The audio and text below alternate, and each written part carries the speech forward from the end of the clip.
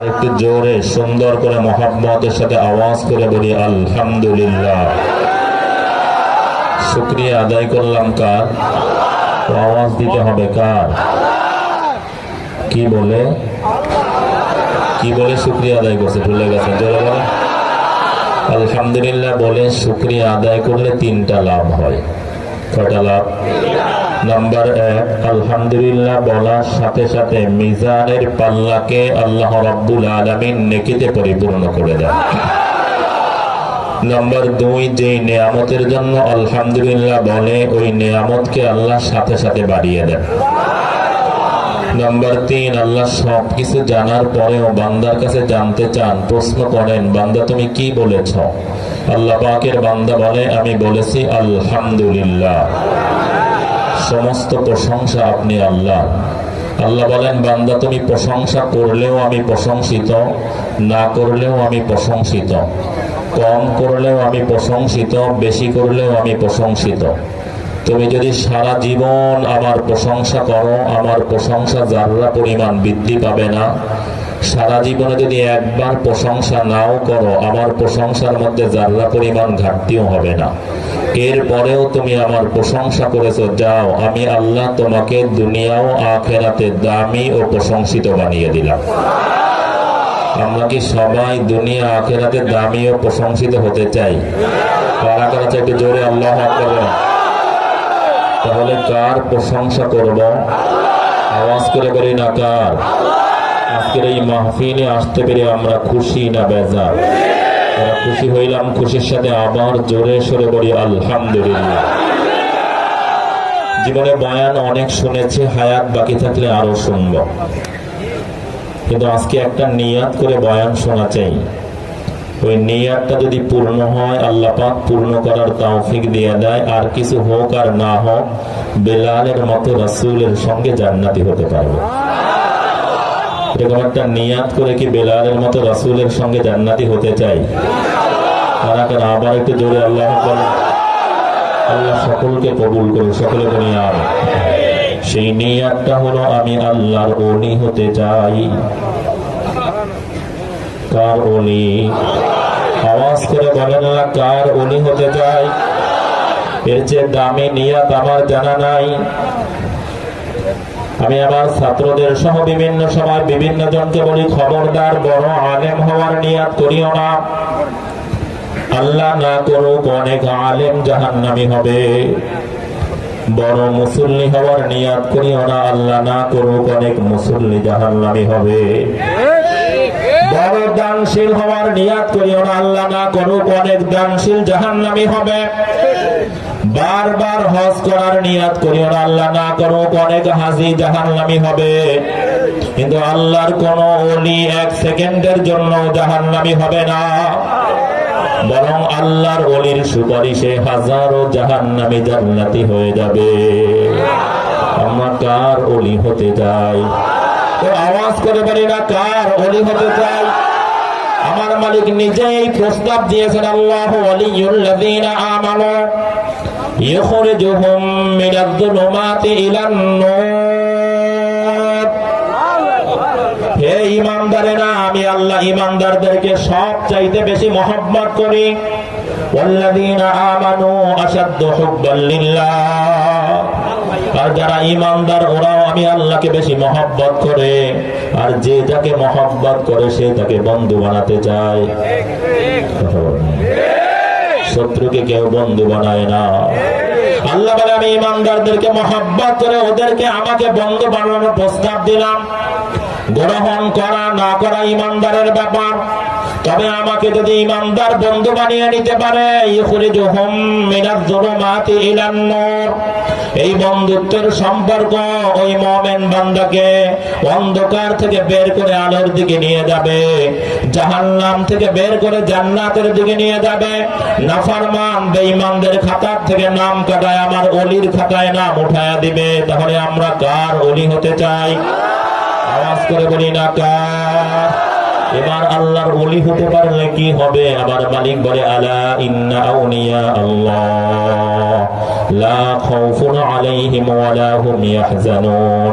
খুব খেয়াল করে শোনো, মনোযোগ দাও। যারা আমি আল্লাহকে ওলি বানাতে চাও, তোমরা যারা আমার বন্ধু হতে চাও, খুব খেয়াল করে শোনো, ইন্না আউলিয়া আল্লাহ, নিশ্চয় আমার ওলি যারা হবে, আমার বন্ধু যারা হবে, ওদের প্রাথমিক পুরস্কার হলো দুইটা। কয়টা পুরস্কার? জোরে বলেন। এক নাম্বার পুরস্কার হলো লা খাউফুন আলাইহিম, ওদের কোনো ভয় থাকবে না।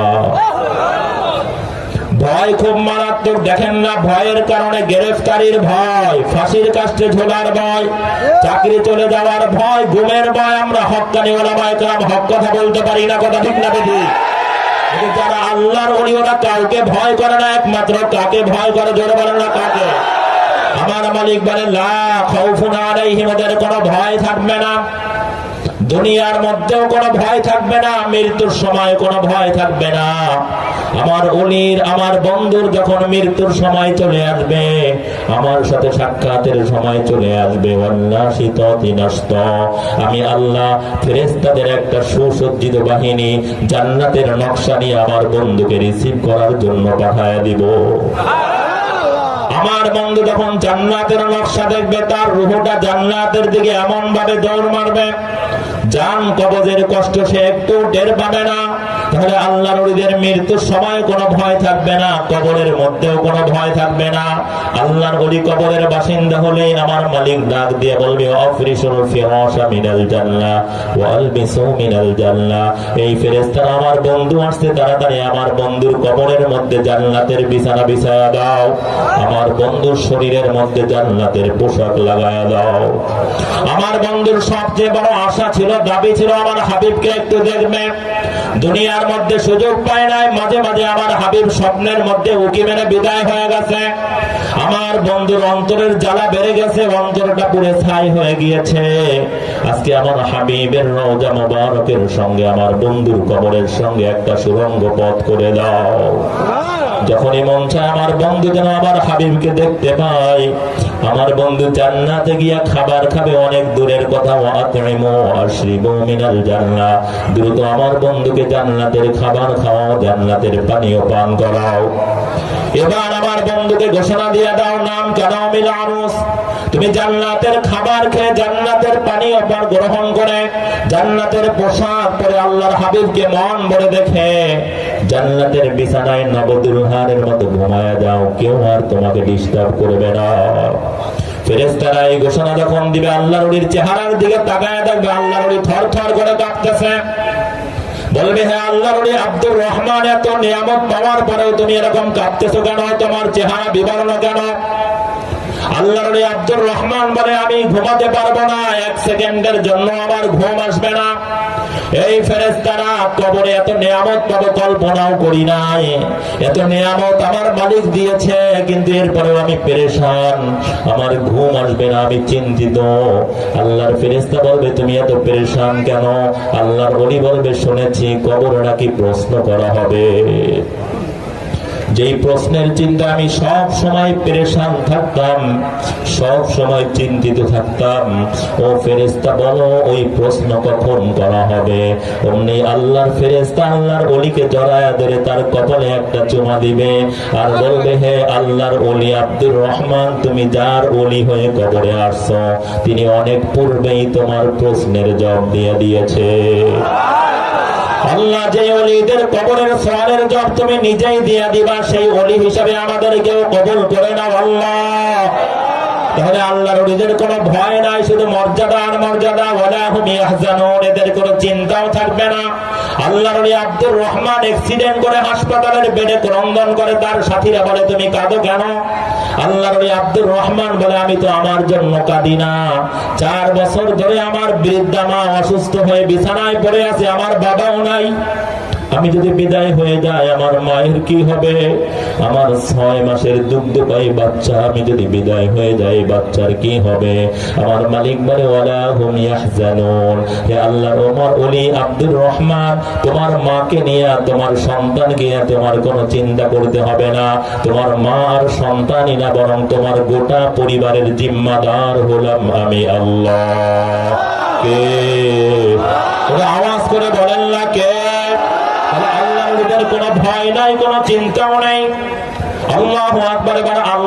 মালিক কি গুণ অর্জন করলে আল্লাহর ওলি হওয়া যাবে? আমার মালিক বলে আল্লাযীনা আমানু ওয়া কানু ইয়াত্তাকুন।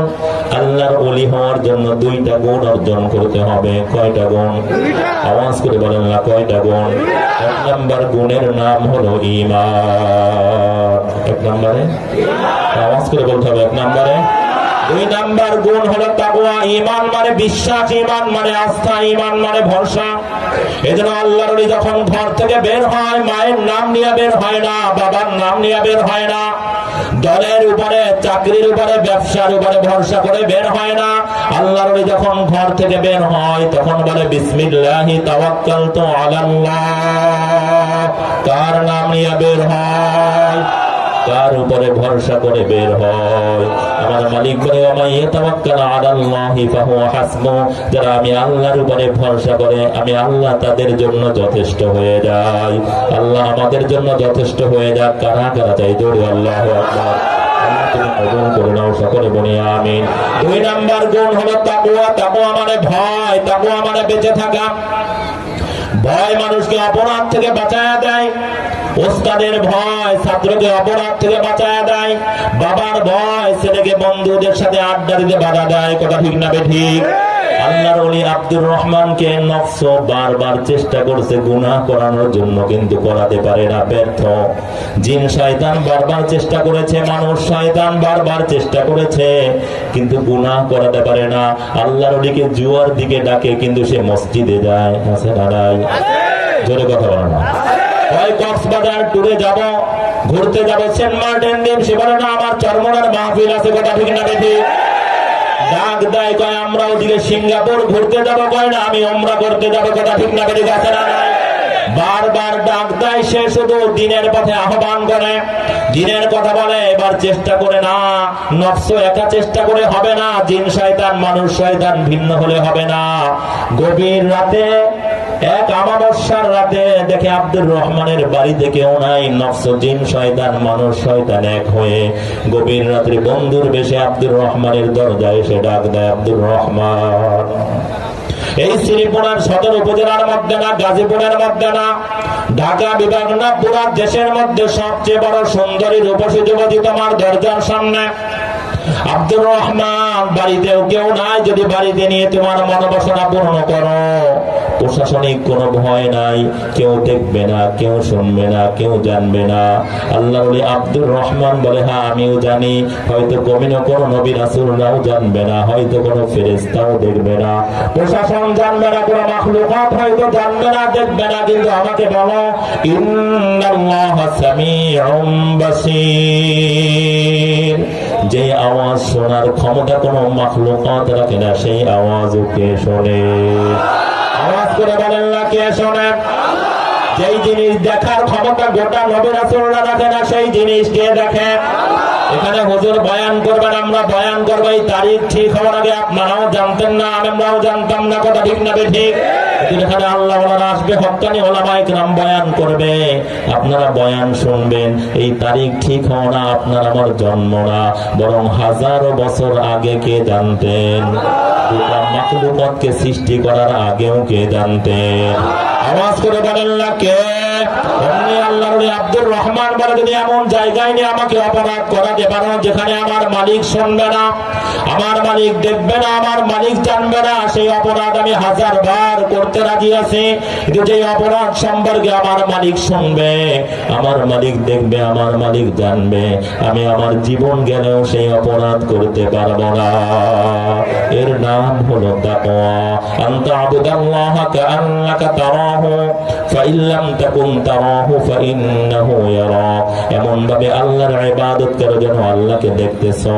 যদি এতটুকু অবস্থা না হয়, গুনার কারণে হারায় ফেলো, অন্তত এতটুকু খেয়াল করতে থাকো আমি আমার মালিককে দেখি আর না দেখি, আমার মালিক তো আর অন্ধ না। আমার মালিক আমার নাক ও কপালের মাঝখানে ঠাড়া জায়গার দিকে চায়া রয়েছে। তাহলে আল্লাহর ওলি হওয়ার জন্য কয়টা গুণ অর্জন করতে হবে? জোরে কথা বলেন না, কয়টা গুণ? এক নাম্বার গুণের নাম হলো ঈমান, দুই নাম্বার হলো তাকওয়া। এবার ঈমান এবং তাকওয়ার দৌলত কোথায় পাবা? আল্লাহু আকবার। আমার মালিক বলে দুইটা আমল যদি তুমি করো, আমি আল্লাহ নিজে তোমাকে ঈমান এবং তাকওয়ার দৌলত দিয়া আমার ওলির খাতায় তোমার নামটা লিখে দিব। কয়টা আমল? জোরে আওয়াজ করে বলেন না, কয়টা আমল? ইয়া আইয়ুহাল্লাযীনা আমানুত্তাকুল্লাহ ওয়া কুনু মা'আস সাদিকিন। এক নাম্বার আমার মালিক বলে, হ্যাঁ ঈমানদাররা ঈমানকে মজবুত করো, তাকওয়ার দৌলত অর্জন করো। প্রশ্ন করলাম, মাওলা হে তাকওয়ার দৌলত কিভাবে অর্জন করব, ঈমানকে কিভাবে মজবুত করব? আল্লাহ বলে, ওয়া কুনু মা'আস সাদিকিনা সালিহিন। নেককারদের সঙ্গী হয়ে যাও, আমার ওলিদের সঙ্গী হয়ে যাও, জান্নাতি মানুষের সঙ্গী হয়ে যাও, দামি মানুষের সঙ্গী হয়ে যাও। দুনিয়ার বিচারেও দেখবেন দামি জিনিসের সঙ্গে যদি মূল্যহীন জিনিস লাগে সেটাও দামি হয়ে যায়। কথা ঠিক না বেঠিক? আমার ভাইরা, ধান এর সাথে যত বাছাই করেন ধানের মধ্যে চিটা থাকে কি থাকে না? যেই চিটাগুলো অনেক বাছাইয়ের পরেও ধানের থেকে আলাদা হয় না। ধানের মন যদি 1000 টাকা হয়, চিটার মন কত? চাউল যত দামি চাউল বলেন, মিনিগেট বলেন, নাজিশের বলেন, কালিজিরা বলেন, চিনি গুঁড়া বলেন, বাসমতি বলেন, যত দামি চাউলই বলেন না কেন, এর সঙ্গে সাদা পাথরের টুকরা আছে না নাই? এই পাথরের টুকরাগুলো অনেক বাছাইয়ের পরেও চাউলের থেকে আলাদা হয় নাই। চাউলের মন যদি 2000 টাকা হয়, পাথরের মন কত? জোরে কথা বলো, কত? এই পাথরগুলো আলাদা করে বাজারে নিয়ে গেলে মানুষ পাগল বলবে। কথা ঠিক না বেঠিক? আমার বাইরা, ঠিক দুনিয়ার মসজিদ যত দামি হোক না কেন, চাই সেটা কাবার মজলিস হোক না কেন, জামাত হোক না কেন, চাই সেটা মসজিদে নববীর মজলিস হোক না কেন, চাই সেটা মদিনা ইউনিভার্সিটি, দারুল উলুম করাচি, জামিয়া আজহারের মাহফিল হোক না কেন, দেওবন্দের মাহফিল হোক না কেন, চরমনার ময়দান হোক না কেন, বিশ্ব ইস্তেমার ময়দান হোক না কেন, আজকে সদর উপজেলার ওসমানগঞ্জ মসজিদের উদ্যোগের এই মাহফিল হোক না কেন, এই মাহফিলের মধ্যেও তো আমার মতো কিছু চিটা, আমার মতো কিছু পাথর, আমার মতো কিছু নাফরমান, আমার মতো কিছু গুনাহগার হাজির হইয়াই যায়। কথা ঠিক না বেঠিক? আমার বাইরা, দুনিয়ার বিচারে যদি ধানের সঙ্গে চিটা ধানের দামে বিক্রি হতে পারে, চাউলের সঙ্গে পাথর চাউলের দামে বিক্রি করতে পারি, কিনতে পারি। দুনিয়ার কেউ তো রহমান না, কেউ তো গফফার না। রহমান কে? জোরে আওয়াজ করে বলেন না, কে? গফফার কে? আল্লাহু আকবার। আমার মালিক রহমান, আমার মালিক গফফার। আমার মালিক বলে, তোরা আমার গোলাম হওয়ার পরেও দামি জিনিসের সঙ্গে মূল্যহীন জিনিস থাকে, সেটাকেও দামি জিনিসের দামে বিক্রি করে দাও, কিনে দাও। আমার মালিক রহমান, আমার মালিক গফফার, আমার মালিক সাত্তার। আমার মালিক কিয়ামতের ময়দানে যখন নেককার আল্লাহ ওনাদেরকে এক কথায় তার ওলিদেরকে জান্নাতের ঘোষণা দিয়ে দিবেন, তার ওলিদেরকে জান্নাতের দামে বিক্রি করে দিবেন, তখন আমার মতো চিটা, আমার মতো পাথর, আমার মতো নাফরমান যারা বারবার নেককার আল্লাহ ওনাদের মজলিসে হাজির হয়েছে, বারবার নেককার আল্লাহ ওনাদের জুতা সোজা করার চেষ্টা করছে, বারবার আল্লাহ ওনাদের চেহারার দিকে তাকায় রয়েছি, বারবার আল্লাহ ওনাদেরকে সালাম দিয়ে মুসাফা করছি, কিয়ামতের কঠিন মুসিবতের সময় আমার মালিক আমার মতো নাফরমান গুলাকে আলাদা করে জাহান্নামের আসামি বানায়া দিবে না। বরং নেককার আল্লাহ ওনাদের সঙ্গে চলার কারণে, তাদের মজলিসে বারবার হাজির হওয়ার কারণে আমার মালিক আমার মতো নাফরমান গুনাহকেও জান্নাতের দামে বিক্রি করে দিবে। উহিব্বুস সালিহিন ওয়া লাস্তু মিনহুম লাআল্লাল্লাহু ইয়ারযুকুনি সালাহা। আমি নেককার আল্লাহ ওনাদেরকে মহব্বত করি, যদিও আমি নেককার না, এই আশায় মহব্বত করি একদিন না একদিন আমার মালিক ওই নেককারের উসিলায় আমাকেও নেককার বানায় দিবে। কথা ঠিক না বেঠিক? এজন্য যুবক, এখন থেকে তোমার আমার বন্ধু হবে তাহাজ্জুদ গুজার, যদিও আমি তাহাজ্জুদ করতে পারি না। এখন থেকে তোমার আমার বন্ধু হবে হক্কানি আলেম, কোরআনের হাফেজ, যদিও আমি আলেম হাফেজ হইতে পারি না। আল্লাহর জাতের কসম করিয়া বলিয়া শোনায়া গেলাম, যদি তাহাজ্জুদ গুজারদেরকে বন্ধু বানায় চলতে পারো, নেককার আল্লাহ ওনাদেরকে হক্কানি আলেমদেরকে বন্ধু বানায় চলতে পারো, আমার মালিক যখন এদেরকে জান্নাতের ঘোষণা দিয়ে দিবেন, তোমার আমার মতো নাফরমান গুলাকেও তাদের সঙ্গে জান্নাতি বানায় দিবেন। কথা ঠিক না বেঠিক? নেককার আল্লাহ আমাদেরকে বন্ধু বানানোর জন্য কারা কারা নিয়ত করলাম? আল্লাহু আকবার। আল্লাহ, আপনি তো মনের কাছে ফুল দিতে পারেন, পাথর কেউ কথা বলাতে পারেন আল্লাহ এই মজলিসকে আপনি চারটা জিনিস দিয়ে দেন, গুনাহ মুক্ত সুন্নতি জিন্দেগি দিয়ে দেন, জিকির কোরআন তেলাওয়াত করনে ওয়ালা জিহ্বা দিয়ে দেন, আপনার ভয়ে আপনার মহব্বতে করুন দুঃখের চোখ দিয়ে দেন, আখিরাতের ফিকির করনে ওয়ালা কলব দিয়ে দেন আল্লাহ। আমাদেরকে আপনার ওলি হিসেবে কবুল করে নেন আল্লাহ। সকলে বলি আল্লাহুম্মা আমিন। তাহলে আল্লাহর ওলি হওয়ার জন্য এক নম্বর আমল হলো নেককারদের সঙ্গী হওয়া, আল্লাহওয়ালাদের সঙ্গী হওয়া। দুই নম্বর আমল হলো না আমি হাজারো নিয়াত করলেও নফস শয়তান থেকে বাঁচতে পারবো না, আল্লাহওয়ালাদের সোহবতেও থাকতে পারবো না, গুনাহ থেকে বাঁচতে পারবো না। এই জন্য সাহায্য লাগবে কার? জোরে আওয়াজ করে বলেন না কার? আমার মালিক বলে একটা আমল যদি তুমি করো আমি শুধু সাহায্যই তোমাকে করবো না, আমি আল্লাহ কুদরতি ভাবে তোমার বডিগার্ড হয়ে যাবো। কিয়ামতের ময়দানে তোমার থেকে কোনো হিসাব নিব না, বিনা হিসাবে হাসতে হাসতে তুমি জান্নাতের মেহমান হয়ে যাবা। তাহলে আল্লাহ বলেন ওয়ানা মাহু ইদা যাকারানি, তুমি যদি আমার জিকির করো আমি আল্লাহ কুদরতি ভাবে তোমার বডিগার্ড হয়ে যাব। জিকির করবো কার? আওয়াজ করে বলেন না কার? তাহলে দুইটা আমল, এক নাম্বার হলো নেককার আল্লাহওয়ালাদের সঙ্গী হওয়া, দুই নাম্বার আমল হলো জিকিরুল্লাহ। কার জিকির? আওয়াজ করে বলেন না কার জিকির? একটু মহব্বত দরদ নিয়ে আমার মালিককে ডাক দিয়ে বলেন না আল্লাহ। আর একটু মহব্বতের সাথে আমার মালিককে ডাক দিয়ে বলেন না আল্লাহ। আল্লাহর জিকিরের দ্বারা যদি জিহ্বাটাকে ভিজায় রাখতে পারেন কিয়ামতের ময়দানে কোনো হিসাব দেয়া লাগবে না, বিনা হিসাবে হাসতে হাসতে জান্নাতের মেহমান হতে পারবো। কারা কারা আল্লাহর জিকিরের দ্বারা জিহ্বাকে ভিজায় রাখবো? আল্লাহু আকবার। আল্লাহ তুমি কবুল করে নাও, সকলে বলি আমিন। তবে আল্লাহর ওলি হওয়ার জন্য দুইটা আমল, নেককার আল্লাহওয়ালাদের সঙ্গী হওয়া, আল্লাহর জিকিরের দ্বারা জিহ্বাকে সিক্ত রাখা। আল্লাহর ওলি হওয়ার জন্য ব্যয় করতে হবে দুইটা জিনিস। কয়টা? খেয়াল রাখিয়েন সবাই, কয়টা জিনিস? জোরে কথা বলেন। এক নম্বরে হলো সময়। সময় দিতেছেন কার জন্য? এটাই ভুল, বলেন আমার জন্য। এই জন্যই তো নামাজে ডাক দেয়, যুবক নামাজে আসে, সময় নাই। মুরব্বী আপনারা দিয়ে নামাজে পাই না, হুজুর তাহলে আছেন তো গরিব মানুষ একা খেতে কাজ করে, আবার নামাজে আসবে কোন সময়?